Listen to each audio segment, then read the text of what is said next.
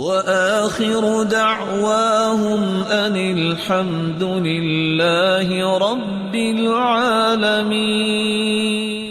چھوٹا سا کلمہ رسول اللہ صلی اللہ علیہ وسلم نے فرما دیا۔ دوسری روایت میں آتا ہے، آپ میں سے سیر کون کون کرتا ہے صبح صبح؟ آپ 100 قدم نہیں اٹھائیں گے، آپ 100 مرتبہ پڑھ سکتے ہیں سبحان اللہ و بحمدہ، سبحان اللہ و بحمدہ، سبحان اللہ و بحمدہ۔ حدیث کہتی ہے 100 مرتبہ کو یہ کہہ دے، اگر سمندر کی جھاگ جتنے بھی گناہ ہیں تو اللہ معاف کر دے۔ سیر بھی ہوگی، گناہوں سے پاک صاف ہو کے گھر میں آ گئے۔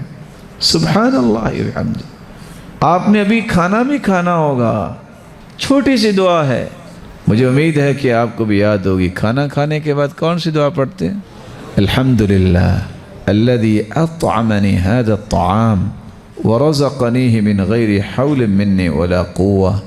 اتنے الفاظ کوئی کھانا کھانے کے بعد پڑھ لے، اللہ اس کے بھی گناہ معاف کر دیتے۔ لباس بھی انسان صبح و شام چینج کرتا ہے۔ اللہ کے رسول کا فرمان ہے، جو لباس پہنتے وقت یہ کہہ دیتا ہے الحمدللہ الذی کسانی ھذا ورزقنیہ من غیر حول منی ولا قوہ، اتنے الفاظ کو کہہ دے، اللہ اس کے گناہ بھی معاف کر دیتا۔